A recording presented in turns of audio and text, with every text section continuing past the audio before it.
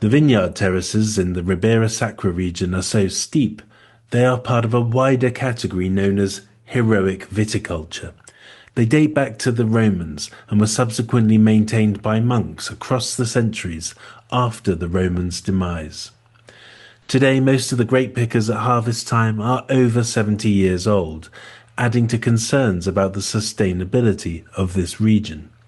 Vines require hand harvesting, temperatures are rising due to climate change, and young people, less inclined to extremely hard manual work, are leaving, no matter how heroic it might be. It was Easter weekend and the temperature was already touching 30 degrees Celsius. The previous day, we had walked 25 kilometers, that's 15.5 miles, along a designated route signposted as the Camino da Natureza. Along the way we saw a ghostly Benedictine monastery and passed through ancient Tolkien-esque chestnut forests perched over 500-metre gorges that took what was left of our breath away. Descending through the woods, wondering if we were still on the right track, we came across the first glimpse of untrained vines in this part of the Cañón de Sil. Green shoots were starting to show, breeding new hopes of refreshment out of a cold, tough winter. Conditions are changing here.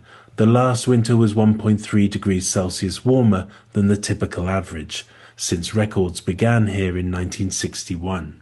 In January, rainfall was measured at 324 litres per square metre. That's 125% above the normal. The implications are profound for both biodiversity and erosion of the landscape.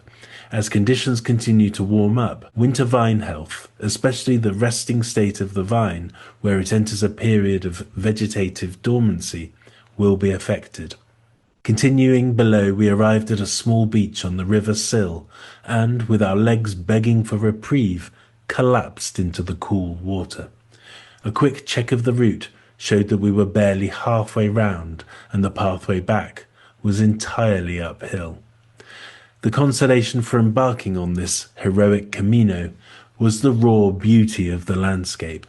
Buzzards glided overhead, inspecting all intruders, and we marched on through abandoned hamlets and old stone mills. At the top, with only a few kilometres left to go, a small bar was busily serving their guests in the evening sun. The next day, following our picnic in the vines, we visited the nearby Bodega Roncel do Sil, a boutique winemaker producing around 40,000 bottles a year from both their own vines and from parcels spread across the canyon. After tasting the wine, we drive to a nearby swimming point and once again throw out the blanket. The afternoon is at peak heat, and a siesta in the shade of large trees at the water's edge is beckoning. Not far from our heads, two frogs are mating with a look of sublime satisfaction. Out of respect, I postpone my swim and doze off while observing a long-legged insect skating across the surface of the water. The gaitero, the bagpiping natural winemaker. Departing the Sil, we take the route up through Castro Caldelas, cutting in and out of the zigzagging contours of the steep slopes, terraced in places and forested in others.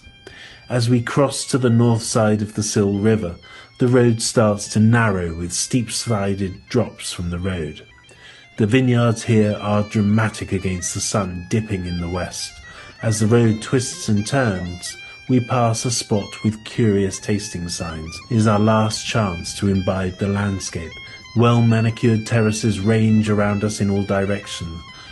There is a small house with a balcony at the top of the track, and a man comes out with long blonde hair down to the middle of his back. We are back in Tolkien territory. After an exchange of words that translates roughly as "Do you have wine?" followed by "Yes, I do," we are on the balcony taking in the vast sweep of the vista.